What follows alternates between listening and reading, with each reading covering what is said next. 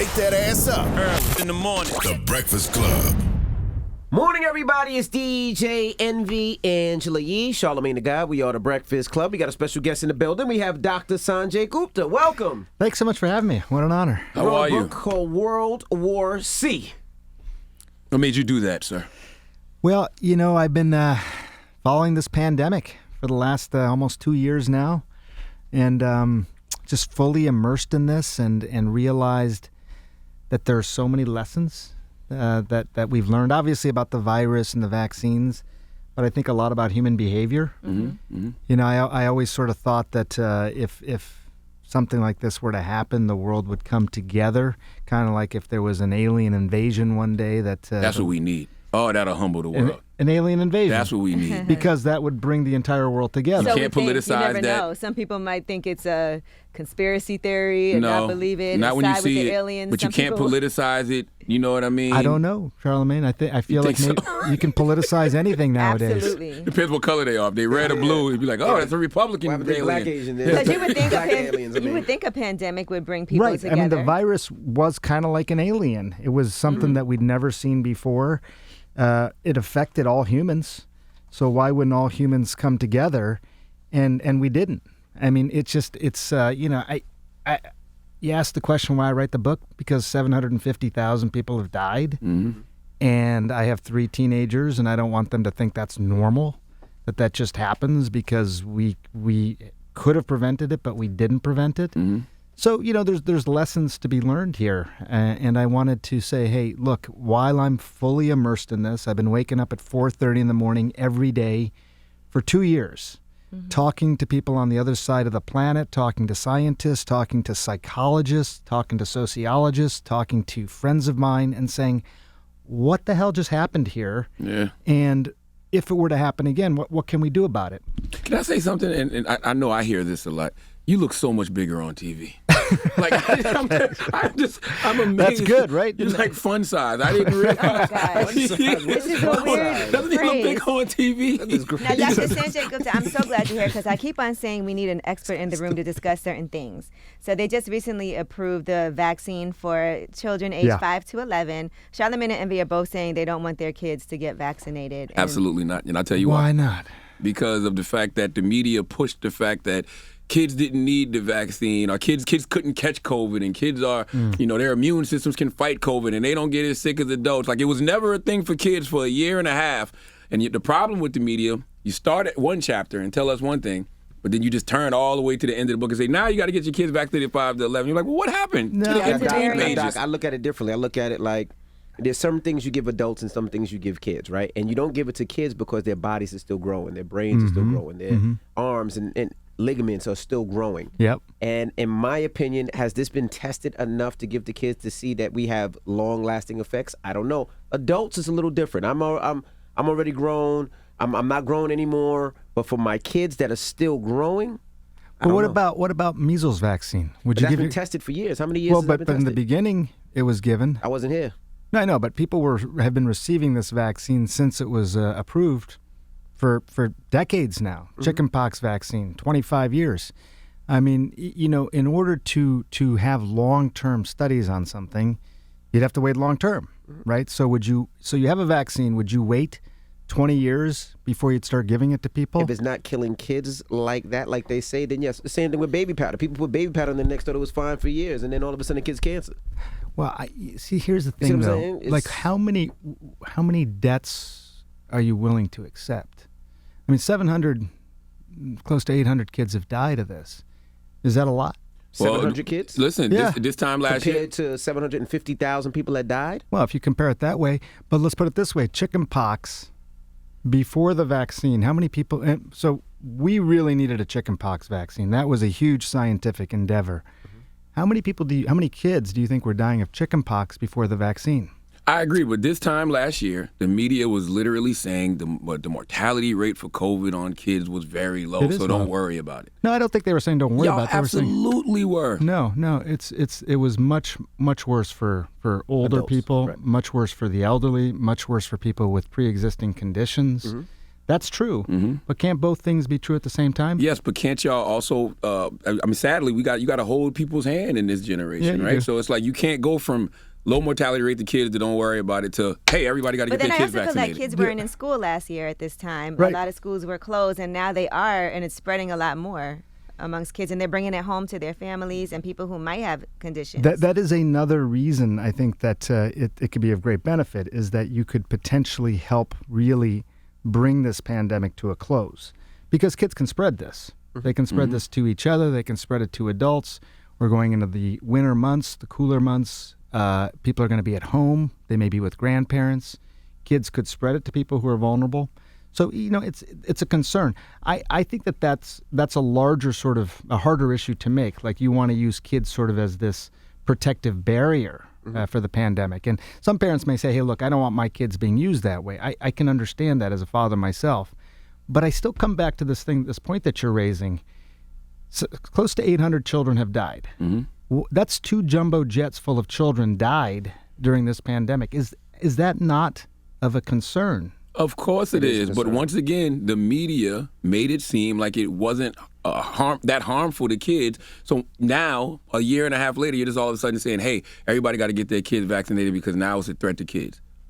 Why didn't y'all do a better job for the past year and a half letting us know not only was it, adults and, people with bad immune systems, but kids too. And as soon as the vaccine is ready for kids, y'all need to go get your kids vaccinated. Yeah, I think I can understand what you're saying, that the idea that it was really presented as a problem mostly for adults, which is the case. I mean, adults, especially elderly people over the age of 65, were the most at risk, and that is still the case.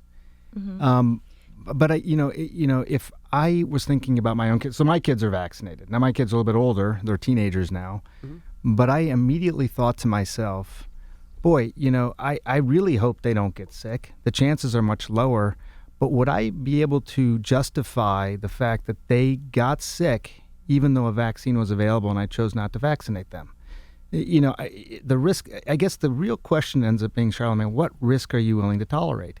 Like, if you tell somebody that something, okay, let me put it this way. You tell people something, you have a 99.5% chance of surviving this, your child, 99.5% chance. That means 1 in 200 kids will die. Okay, are you willing to take that risk? 1 in 200? Listen, I mean, we do this and we throw that around, but like secondhand smoke kills more people a year than 800. Are you out here telling people they need to ban cigarettes? Well, they kind of have banned it in a lot of spaces. I'm just asking. That would not be a bad idea. Cigarettes. I mean, I'm not advocating for cigarettes. It's like y'all raised the terror threat on certain things when you want to. But we don't know the side effects of what happens to these kids after they take this, vaccine for years, or if they get that's COVID. The scary part. But then you also said, there's a lot of long term. It's passing around. But just because my kid gets the vaccine doesn't mean he can't get it and pass it around. Right. So I think that's a good point. So the question you're really raising is, COVID on one side, got the vaccine on the other. Correct. They both may have risks. Yeah. Correct. Which risk do you think is higher? Which one are you willing to take? I mean, nobody wants this pandemic. We just prefer that we weren't dealing with this at all, to be fair. But if you had to decide between the two, we don't know the long-term impacts of COVID. The vaccine. And I'm not anti-vax at all. I'm just saying you're taking a risk either way.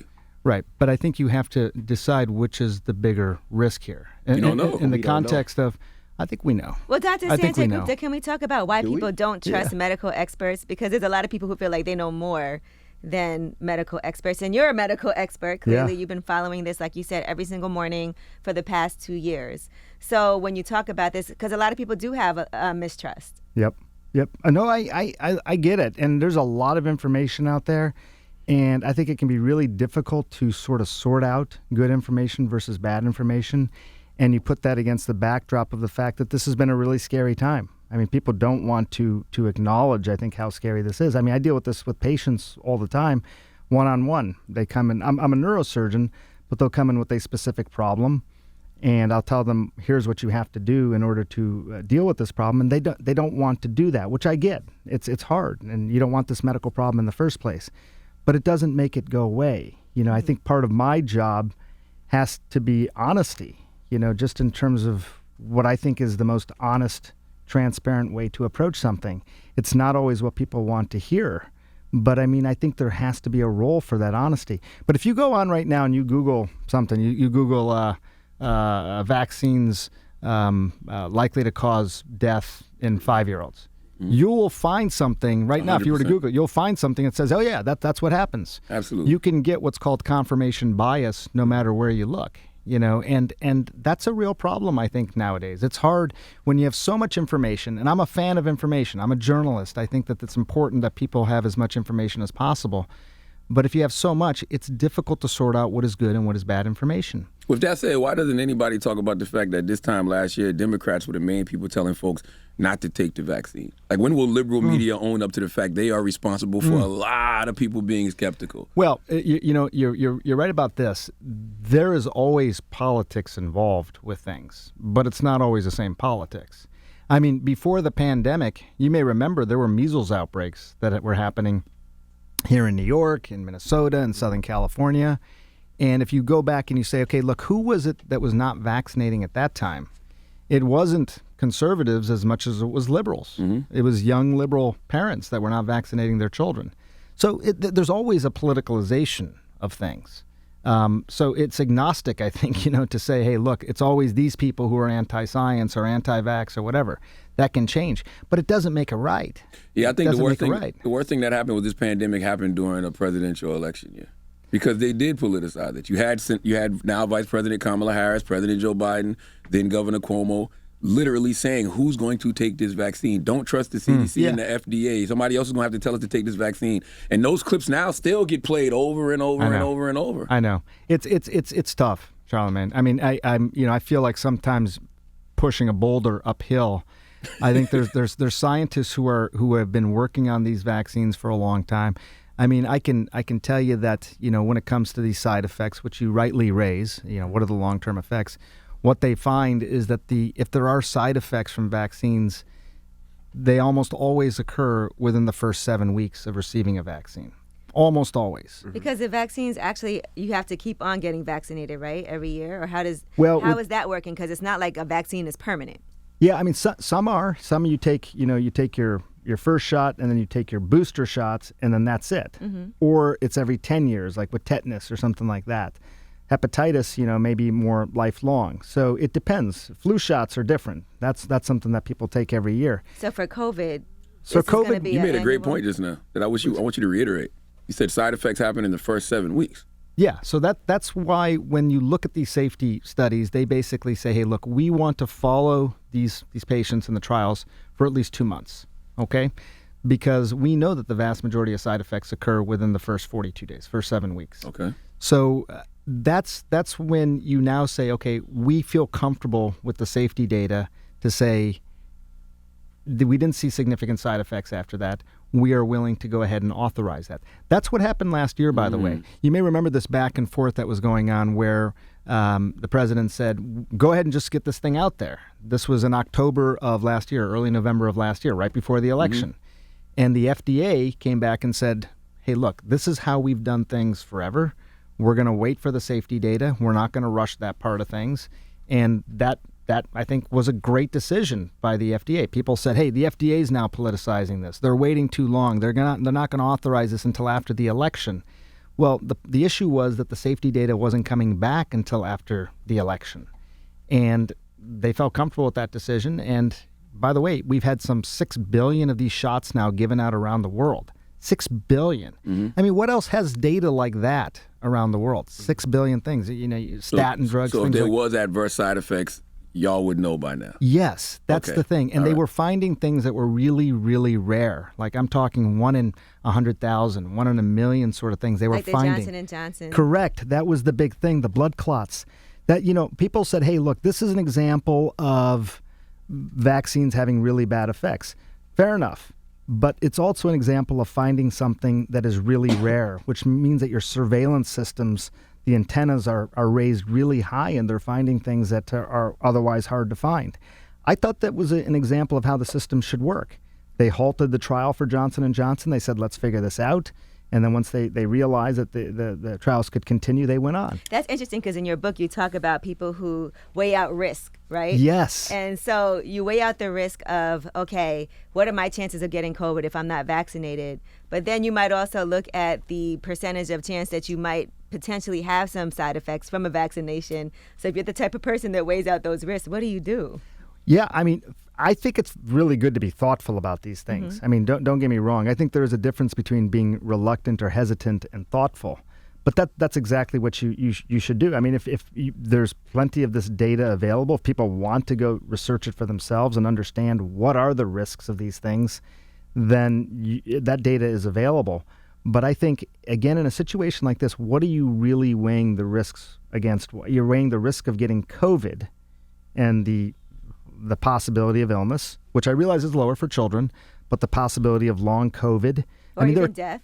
Or even death. I mean, again, kids have died of this. I find it really heartbreaking to while it's a lower number, if the sequencing had been different, meaning that in the beginning of this pandemic, we heard primarily about children getting sick, and then we subsequently heard about adults getting sick, we probably would have thought about this completely differently. That's all I'm saying. But the sequencing has been different. It's been off in that sense. So you can't like look at people and be like, oh my God, why aren't you getting your kids vaccinated when we're just getting this new information and we've been getting another different information for a year and a half. I hear you, man. I really do. And I guess for me, it's just one of these things because I've been so immersed in it. I've known children who've gotten sick. Mm-hmm. And I've known children who didn't get that sick, but even months later still have symptoms. Mm. And when I say symptoms, I'm talking about teenagers who have to take 3 or 4 hour naps every day, these COVID naps that they call them. They still complain of brain fog. They still have no taste. They have headaches all the time. These were perfectly healthy kids that didn't even get that sick from the disease, but the symptoms that they did have still linger months later. And again, I think to myself, if that is largely preventable, and I'm not going to say vaccines are 100% effective. That's another discussion. But they're so effective that why wouldn't I do this? I think sometimes, and it's no fault to you. It's just a human flaw. When you're immersed in something, you just assume everybody else knows what you know. Well, I'm on TV, talking about this all the time as well, and I realize not everyone is watching this stuff, and also, I mean, people, after a while, it gets depressing to hear about a pandemic every day. People you talk about the empathy, right, and how people tend to have less empathy as time goes by for something because they're hearing so many stories. This part of it fascinated me. They call it empathy fatigue. They call it compassion fade. And the example that these guys gave, I was talking to these psychologists. It was so interesting. They said, okay, if I tell you the story of one person with this one particular problem, and I tell you their entire life, and I tell you their story, you probably are to watch that story and have a lot of compassion for that person. Mm-hmm. But if I tell you that same story 10 times, that's right. It's not like you have 10 times the amount of compassion. You actually have the same amount of compassion divided 10 times. Mm-hmm. And then eventually, if I tell you 100 times, your compassion starts to go down overall. So you have less compassion than you began with. Yeah. And that's again part of human nature. That's one of these lessons that we've learned. It's the same thing about the aliens again. Why didn't we all come together here? We assumed that we would. We assumed that if I told you in the beginning, there was a study that came out and said, hey, if everyone just wore a mask when you go outside in public, that's it. When you go outside in public, just wear a mask. If you do that, you could be part of a movement that could save 40,000 lives. That was a study that came out sometime in the fall of last year. But you're skipping a step, Doc. Prior to that, Dr. Fauci said you didn't have to wear a mask. He said wear 2 masks. That's why do we play these games like we don't act like the people that we're listening to who are the experts, like yourself, like the Dr. Fauci's, didn't put out misinformation at some point. Well, I think there is a expectation that science is always going to be absolutely certain from the beginning. They think science is going to be like math, that 2 + 2 is always going to equal 4. Here's the deal. And again, I think the nuance of this is important. But the difference with this virus, the big difference that I think, changed even the approach towards masks is that we realized that people could spread this virus even if they had no symptoms themselves. That's unusual. People usually are contagious when they're sick. They're coughing and they're sneezing and they don't feel well. They should stay home. But you can kind of tell that guy, that person's probably contagious. This one was actually being spread more so by people who had no symptoms. And when that became clear in spring of last year, then it became clear that people should wear masks because you could be carrying it, not know it, and spread it to somebody else. But you understand, well, for myself, I mean, I got vaccinated. My older kids are vaccinated. My younger kids, I'm going to wait for a little bit. But my concern is it feels like they never know what's right because everything continually changes, right? You know, from the mask, I remember we had to spray the boxes down before we got them in the house. We had to leave them outside for a couple hours. I remember we had to spray to take your shoes off. I remember all of that. But now it says, now you want me to believe, okay, well, this is good for kids. Because it's good for kids today, but then next week it could be like, well, we have to pull back because it wasn't. And that's my thing. Even and my problem is even with COVID, we don't know how it affects the body, which is the weirdest part. You see the healthiest people die. You see the people that are overweight with asthma and have so many, problems live. So it's like, why? And nobody can answer that. Yeah, I mean, I think that you have to look at the overall preponderance of evidence sometimes, right? I mean, you're all like I think you're saying, you're always going to find some evidence on this side and you're going to find evidence on another side. Ultimately you do have to weigh things to some extent because it's not going to be absolutely crystal clear 100% of the evidence on one side and zero on the other. But I think that when it comes to scientific certainty, if that's what you're demanding, you're probably never going to have that. So why fire people? Like, for instance, right? You were a healthcare worker. You were working when there was no PPE. You guys were out there. Yeah. No vaccine. No vaccine. Yeah. No Y'all were nothing, right? essential. You were appraised. We did parades. We bought you pizza. We did all of that. You bought me pizza. Well, some hospitals. I didn't get any Your pizza. college. We sent food. We sent food to hospitals. So now when it comes to it, so now some of these healthcare workers don't want to take the vaccine.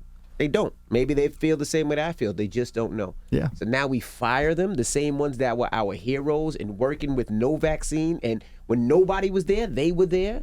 Mandates are they're tough. I mean, there's no question. What do you feel about those mandates? Well, I think that if you're a healthcare worker and you're taking care of the most vulnerable people in this, people who are at the highest risk, people who are already sick, and you could potentially be a source of transmission, I think that's a problem. But do you fire them? Do you put them into another division? Do you just put them on secretary That's a duty, good but question. fire those Maybe people that we work maybe with? they could be in a position where they're not directly taking care of patients. I think it's really tough to justify. Like, look, put it this way: what if your loved one was in the hospital, and as a result of somebody not being vaccinated in the hospital, your loved one who's already sick, already vulnerable, now gets COVID because a healthcare worker transmitted it to them? How, could you justify that? I mean, do we? It's kind of like here. Maybe To be not fair, fire them. You had to get Maybe to get checked before you came up in this building. Yeah, you could do And you testing. could still test negative and have it. You could still test negative and have it. And by the way, But somebody who's vaccinated could have it as well and still test negative and still have it. but that gets back to the idea of risk. That's true, but you're far less likely, DJ, to have it, to get it, to transmit it if you've been vaccinated. If you're demanding 100% protection with anything probably in life, you're not going to get it. But does that mean you don't try at all? Yeah, what if a healthcare worker was like, I don't want to wear gloves or a mask because I don't feel like that really does anything? Right. But vaccination is way different than gloves and a mask. Some people feel differently about it because we haven't been given the 100% facts. Everything changes, and you can understand why people are a little wary because we don't know. Every week something changes. Something changes, and we can understand that. Gloves and masks is different, but as far as something that you're putting into your body that we necessarily don't know, that we're guessing that 1 week we wear a mask, next week we wear a double mask, next week we don't have to wear a mask, next week we have to be social distancing. Then we can, they don't want us out together, but we can all fly on a plane together. Like, it kind of goes back and forth. We are all going through something that is truly unprecedented together. I mean, there's no question. We've never gone through this really as a world before, and we're dealing with a novel virus, something that we'd never seen before. I mean, it's not. How many times have you actually experienced something truly novel? I mean, when's the last time you experienced something for the first time? In this lifetime, probably social media. Yeah, I mean I mean, kids experience things for the first time all the time, right? That's their worlds are just wondrous. Like, oh, that's new. But as an adult, as soon as you see something, you're kind of like, oh, I've seen that before. That's what this is like. No, you're right. This virus is new. So the idea that we didn't know exactly how to handle it in the beginning shouldn't really surprise anybody. I think the question ends up being, okay, so we don't know what we're dealing with. Okay, it's like driving a car around a blind turn.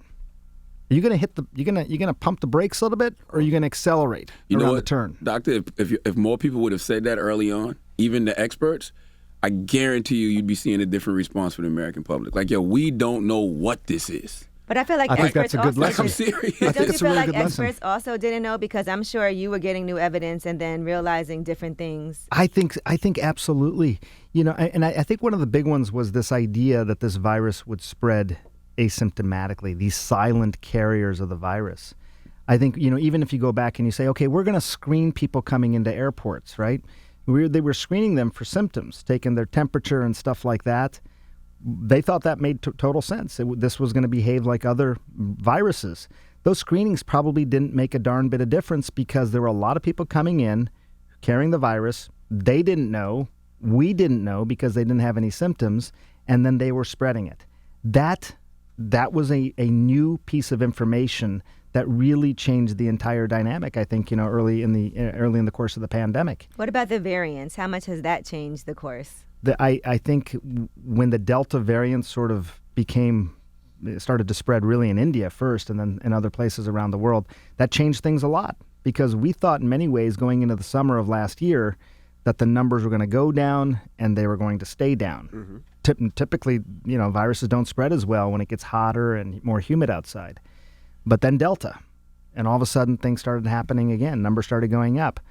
That would have been very hard to predict, and we may have another variant. I will tell you this, and again, you guys are right to say, hey, look, be skeptical of things, but we're following a lot of these variants now. They are named for the letters of the Greek alphabet. So Delta, we're going all the way down to Mu, and seeing, are there other variants that are of concern? And the good news is right now it doesn't seem like there's ones that are going to be as contagious as Delta has been. But that might be new information again. I keep coming back to this idea that nobody wants this. Mm-hmm. I don't want this. You guys don't want this. This has been my whole life for the last 20 months. But I don't think we can ignore it.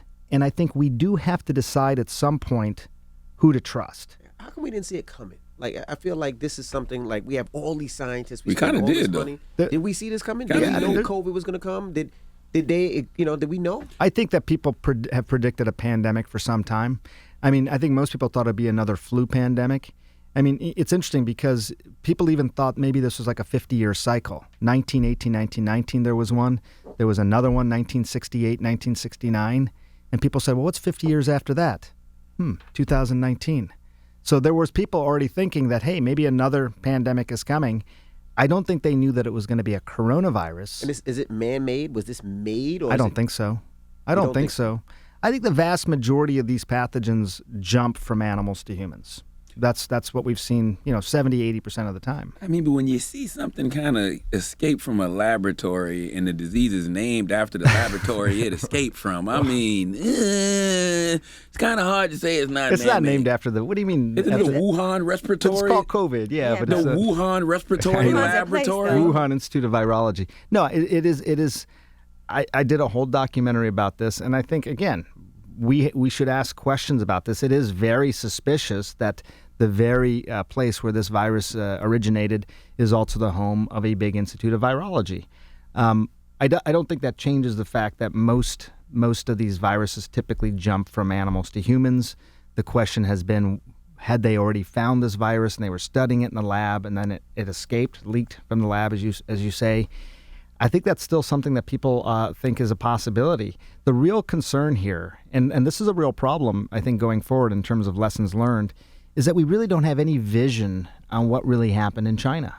The World Health Organization went into China. They did this study, and they weren't even allowed inside the lab. Mm-hmm. There was a database of these coronaviruses that was taken down in September of 2019, just a couple months before we really started to hear about this coronavirus. Where did that database go? Why have we never seen it?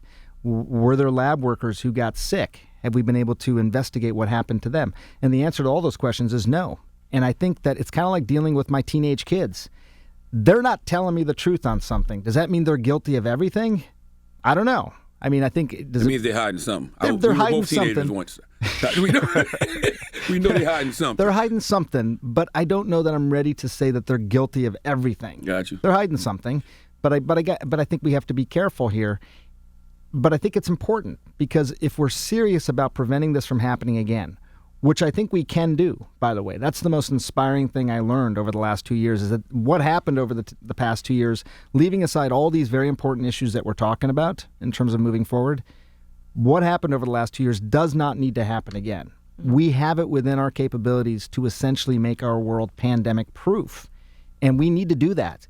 We're growing our population. We're increasingly living with these pathogens. We're encroaching on their habitat.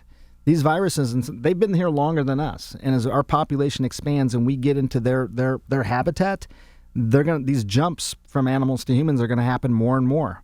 But that doesn't mean it has to turn into a devastating pandemic like we just saw. What would y'all do differently next time? Because I remember President Obama saying that we weren't ready for a pandemic if it was to happen. Well, but at the same time, Charlamagne, the United States was ranked number 1 in the world in terms of preparedness against pandemics. Mm-hmm. Number 1 in the world.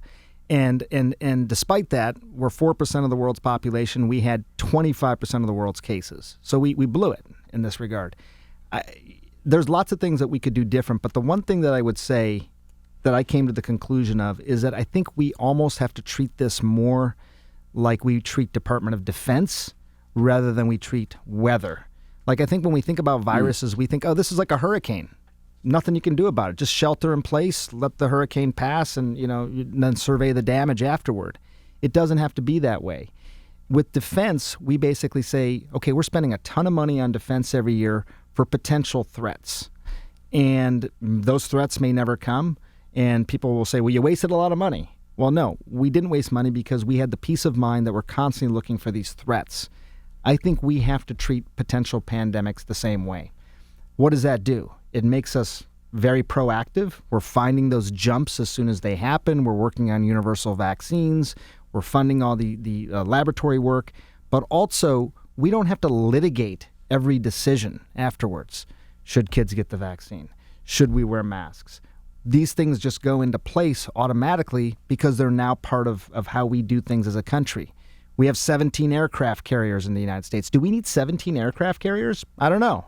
But we have them because it makes us one of the most protected countries in the world. Do you think masks are here to stay? I think that I don't think they're here to stay, but I think they may come and go like we see in other countries around the world. Other countries, when you go into a respiratory virus season where there's a lot of viruses transmitting, especially in the winter months, people are more likely to wear masks. And if we did that, it would help with this particular pandemic, but it would also help with things like flu. Mm-hmm. I think this gets back to the same thing about the compassion. Like, what are we willing to tolerate? I think that's what this is going to come down to. Tough question in America. 60,000 people die of flu every year.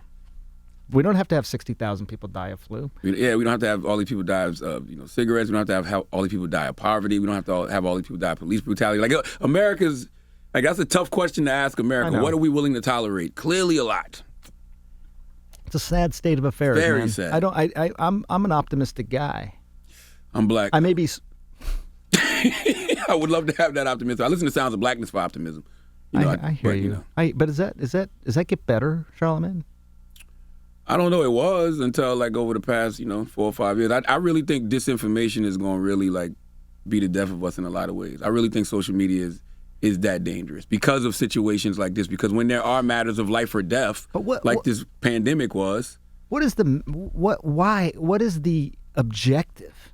Like, is it just to create chaos? Is it just to sow doubt? Like, if I go online and I say new car, I'm searching for a new car, and I get a bunch of Ford ads, mm-hmm. I kind of get that. They're trying to sell me a Ford. Mm-hmm. But why do people? What's the purpose of just creating chaos? Well, let me ask you. Well, some people are contrarians, and they like to be contrary to things, and they don't trust government. And what about people who aren't though? What about political pundits on CNN? And you got a lot of backlash because you admitted that CNN was wrong for labeling ivermectin as horse dewormer.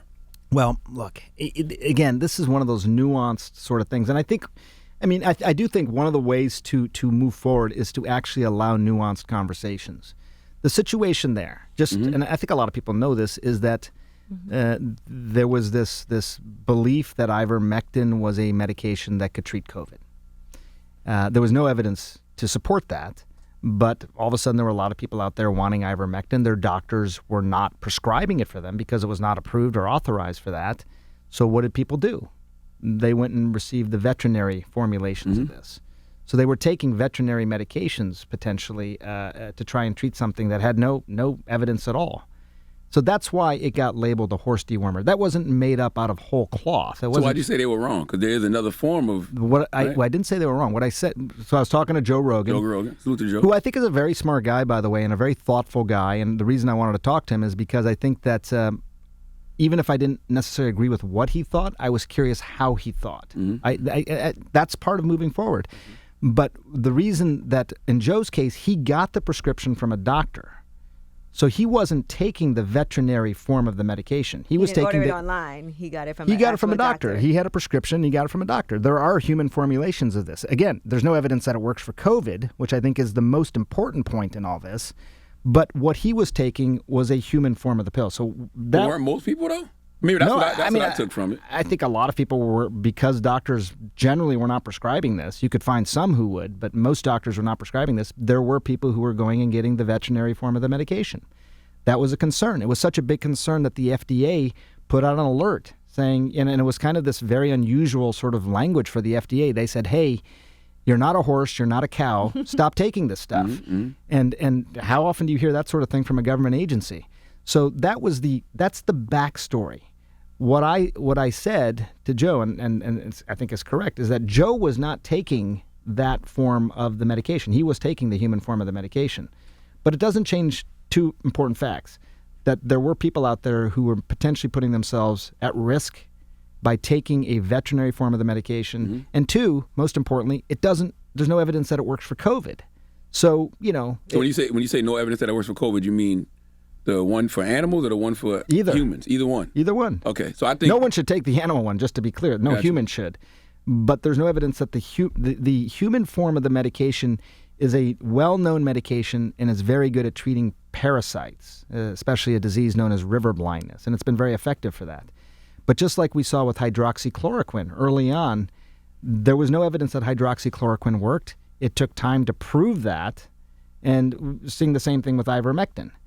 Look, I am an optimistic guy. Like I said, I would love to see some really widely available medication out there that already exists be effective against COVID. That would be fantastic.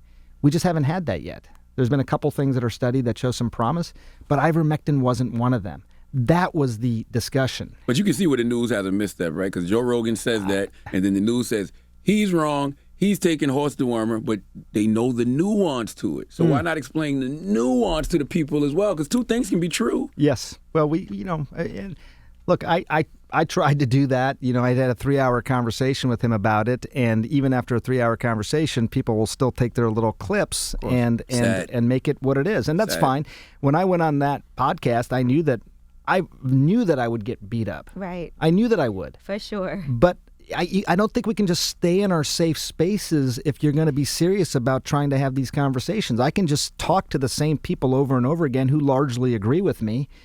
That's fine. That's safe, but that doesn't make progress. You have to go to where people are. Yeah, How close are we to finding a cure or maybe some type of treatment you can take once you do get COVID? Because I've heard there's several things on the market that they've been testing that look promising. Yeah, just a couple hours ago, Pfizer just announced another a potential therapeutic, something that you would take if you got COVID to reduce the likelihood that you would get sick. So this is different than a vaccine, again, which is still preferable because I do believe that it's best not to get the virus and the infection in the first place.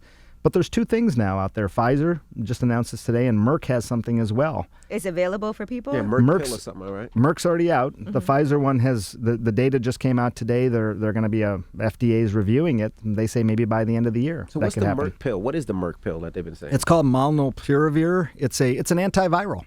It's an antiviral. I mean, we think about antibiotics a lot, and that's for bacterial infections. There aren't as many antivirals for viral infections. There was a lot of work done on this around HIV/AIDS. Tamiflu, that's an antiviral. but there's not a lot of antivirals. So, there's been a lot of scientific research into this, and that's one that shows a lot of promise. With all the money that we spend in all this research, whether it's HIV and AIDS or it's cancer or some of the other diseases and viruses that we don't have cures from, that doesn't seem strange. It seems like we have the smartest scientists. We have the best technology. I hear you, but I got to tell you, just as somebody who is a doctor myself, because most people would be like, the reason there really is one, but the money's in the treatment. Well, I look at it differently, because like HIV/AIDS, we've been trying to get a vaccine for 40 years, and we still don't have one. When they started saying, hey, we're going to try and find a vaccine for COVID, I mean, initially you'd think to yourself, well, look, if it happens at all, it's going to take years. 40 years, right? Yeah. I mean, the fastest that a vaccine's ever been developed is 4 years. So the fact that they got a vaccine as quickly as they did, some people say, well, they rushed it. That's obviously a bad vaccine. Other people will say, well, man, that was our moonshot. We didn't think, it could happen. Like moonshine. Sound like something that was whipped up real quick. Look, Charlamagne. Look, I mean, stuff like that does make people skeptical, though. Does it make you skeptical, or does it make you something? Does it make it something worth celebrating too? Can't we celebrate it should things? be, right? Because it's advances in science, so it should be faster. I agree. I mean, why can't we celebrate something that's that good? I mean, I had these scientists call me up. I never forget. It was the end of last year, and I've been so immersed in this. And these soft-spoken, humble scientists, they call me up and they say, hey, Sanjay, this was our moonshot. We got it. And I said, oh, come on, moonshot? I mean, that's like sending a man to the moon. That sounds awfully audacious. They said, no, this was it. This was that big a deal. So Trump and Operation Warp Speed should get a lot of credit. They should. And look, I did a whole documentary. I think the developers of these mRNA vaccines may receive a Nobel Prize for this. Not Trump, for he was the president at the time. Well, he was pushing it. I think the people that developed the vaccine. Keep your politics out of it. This is a real question. I'm being honest. I think the scientists who, don't you think the scientists who actually did it should be the ones who get the prize? I mean, this is their life's work. I mean, some of these scientists have been working on this for decades. People say, well, this is rushed. Well, actually, the technology behind messenger RNA, mRNA vaccines, it's been worked on for a long time. So how much credit should Trump get for Operation Warp Speed? I think he should get a lot of credit. Okay. He should get a lot of credit. And we did a whole documentary about this, Operation Warp Speed, which, it's the title says it all. It was like, let's go warp speed on this. It deserves a lot of credit. He got a lot of flack. Well, I think pushback. The flack, I think, a little bit came from the fact that why didn't he embrace it then? Why didn't he embrace the vaccine? It was worth he celebrating. he tried to name it after himself. Remember? Did he do that? I remember that. Hell yeah. But he didn't take. I mean, he didn't publicly take it. I should say he eventually took the vaccine. But why? Like, I don't know. I thought he was trying to take all the credit. I must have missed that, because I thought he wanted to put his name on it. He was part of it. I think if you've done this, he was trying to get it out before the election. You said that early in the interview. That's the thing. There was all these sort of conflicting messages. We did it, we got it, and it was great. Now let's get it out there. But then it became, like everything else, so politicized. Yeah. Name one thing that did not get politicized: masks, vaccines, everything. These therapeutics you're talking about, DJ, they'll get politicized. Mm-hmm. They already are. Hey, why would you take that instead of the vaccine? Ivermectin. Everything gets. I can't think of one thing that did not get politicized in this entire pandemic, and it's heartbreaking in a way. I agree. How would you tell people to handle this holiday season with Thanksgiving coming up, Christmas coming up? People are, out shopping for gifts, and kids are back in school. Yeah, how would you tell people to handle? What should they be doing from your point of view, from an expert's point of view? I don't know if you're going to like it. No, tell us. I think the vaccine. I really do. I mean, here's a scenario I'll paint for you. There are people who are going to be getting together with their loved ones, which I think is fantastic. Mm-hmm. I'm looking forward to this myself with my kids and my parents. They're going to be indoors because the weather's cooler around most of the country. They're going to be snuggling in close. It's the holidays, and watching movies together on the couch, whatever you do. And the idea that you can feel the most comfortable that someone around you is not potentially going to transmit the virus to somebody who's vulnerable, I think, is really important. And I think the vaccine is our best bet at doing that. When the kids start getting it this week? 5 to 11-year-olds can start getting it now. Okay, Monday in New York. So 7 weeks from now. I'll start. That's right. I'll wait. Yeah, no, that's exactly right. So now and then 3 weeks is the next shot, and then you'd be considered vaccinated 2 weeks after that. So potentially 5 weeks from now, you could be considered vaccinated. I know you got to go, but I do have one question. How concerned are you about the permafrost pandemic? Is that something that we should be concerned about? You mean the weather? The whole thing about the glaciers melting and all of these old viruses and diseases coming up. Or is that just some internet stuff? I feel like I've had so many other things to sort of think about. There are some viruses that have been ancient viruses that are now being unmasked with some of the melting. Because of climate change. Because of climate change, but I don't know how big a concern that is. I did write about this in the book, but I think at this point it is more theoretical. Okay. I really do, and hopefully, again, the good news in all this is that we can identify these viruses quickly and maybe even make vaccines to them very quickly, which I hope people would take if we did have these vaccines. So I think we're much better equipped in so many ways to handle something in the future, whether it's something from the past or something brand new. But we gotta, it's the human behavior part of this that I think is the biggest obstacle. I have two questions real quick. So for people who did get COVID and have some long-term effects from it, like brain fog, some people have lost their sense of taste. What are some things that you recommend somebody does? Because I've heard brain fog a lot really being detrimental to people's lives, kind of also a loss of breath, things like that. They seem to think there's a persistent amount of inflammation that's going on in the body. That's the thing, and some people have likened it even to chronic Lyme disease and other things like that, where you get an infection.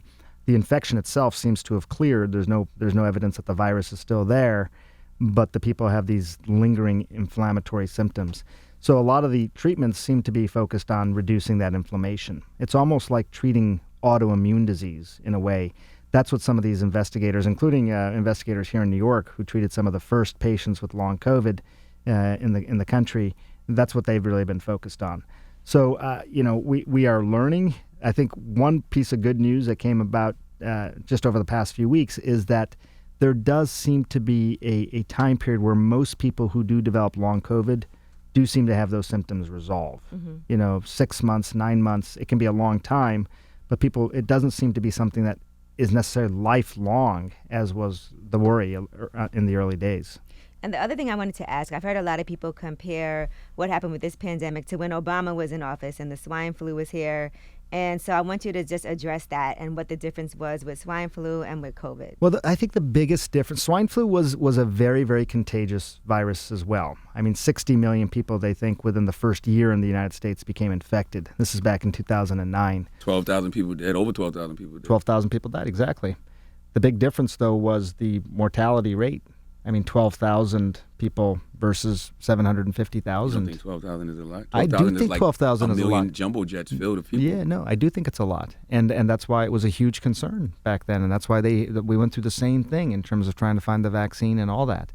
I think, but in terms of the difference, though, which you're asking, the mortality rate. I think the mortality rate for this virus, according to some studies, is around 0.5%. So, again, 99.5% chance of survival, but 0.5% chance of dying. That's across the board for everybody. With swine flu, it was, I think, closer to 0.02%. So much lower rate much lower risk of dying overall. And I think, at that time it was considered a huge issue, right? But life is all about context. Whether it's kids to adults, the way that we started this conversation, whether it's swine flu to COVID, as we're sort of talking about now, it's all about context. If we had only dealt with swine flu in our lives, that would have been the biggest pandemic we'd ever dealt with in our lives. I think, like I said, the worst thing that happened during this pandemic was it happened during a presidential year. I think it made your job harder. I think it made other scientists and doctors' job harder because it was so politicized and weaponized, really to win an election for a lot of people. I think you're right, and I look at that as a lesson. I really do. I mean, a lot of people will say, well, that's just awful and it's bad, but it's a lesson. And it can happen again, and we have to anticipate this. And that's why I do think that if we just say, hey, look, let's just treat this like we treat defense, so we don't have to litigate every single decision next time something like this may happen. I hope it doesn't happen again. But do you think it's about to be over? I know you can't predict things and it changes all the time, but from what you know and what information you have now. Yeah, I think we're in good, the numbers are coming down. They're down 30% overall as compared to last month cases. Hospitalizations and deaths are also coming down. They're still unfathomably high. I mean, when you still say 1,200 people are dying a day, I don't want to make it seem like that's okay by any means, but are they heading in the right direction? Yes. And I think it's great news, this new therapeutic, that Pfizer may have and Merck has.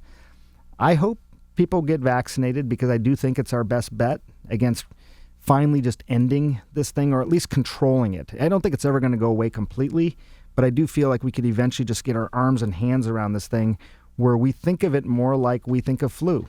You told us, I mean, I'm not trying to argue with you, but back in August, I saw you on CNN. You were answering a viewer's question, and you said COVID-19 is here to stay. Yes. I do think it's here. You just said it's going away. No, I said control. I think we'll control it. Kind of like, flu never went away either. Got you. I mean, the flu that's still circulating today is probably a great descendant of the 1918 flu. It didn't go away. But this gets back to that point, Charlamagne, about what are we willing to tolerate? Got you. Could we eradicate this thing? I think it'd be very hard to eradicate it because it's such a contagious virus. But we can put it in a position where it's controlled. And you can even put a number on it. Like right now, we're around 70,000 new cases per day on average. If we get to below 10,000 cases per day on average, I think that's the point where we say, okay, it's now controlled, meaning that the likelihood that I'm going to come in contact with somebody who has it and is spreading it to me is really, really tiny. And I think, most people return back to their normal lives. Will people still get it? Will people still die? Yes, just like they do a flu, but it's going to feel like something that's more controlled, that we're willing to tolerate. Your book has the perfect title, brother. Right. Thank you, man. World War C. Yes. That's what this feels like. Us. Absolutely. He said 1 in 3 people know somebody who's had COVID. Yeah, right. That's a huge number. Well, and I know people who've died. Me too. I have family members who died. I'm sorry. It's just like anytime someone says it, it's still like my stomach hurts because I just feel like so much of this was preventable. But I think if you've known somebody who's died, if you've known someone who's gotten sick, I mean, I don't mean to make this anecdotal, but it puts you in a different place in terms of how you think about this. Absolutely. And so, I could still be a scientist and still have emotions and feelings about this. And I just think we can prevent a lot of deaths by doing some of these things. And I do recommend your podcast to the coronavirus fact versus fiction, only because it goes into more nuanced conversations than y'all actually have on CNN. To me, it gives both sides. Yeah, and just cutting to the chase. Cutting to the chase on things. Absolutely. Well, Dr. Sanjay Gupta, we appreciate you for That was a great joining us. conversation. I know you got to run, but thank you so much. What a pleasure. Thanks for having me. It's the Breakfast Club. Good morning.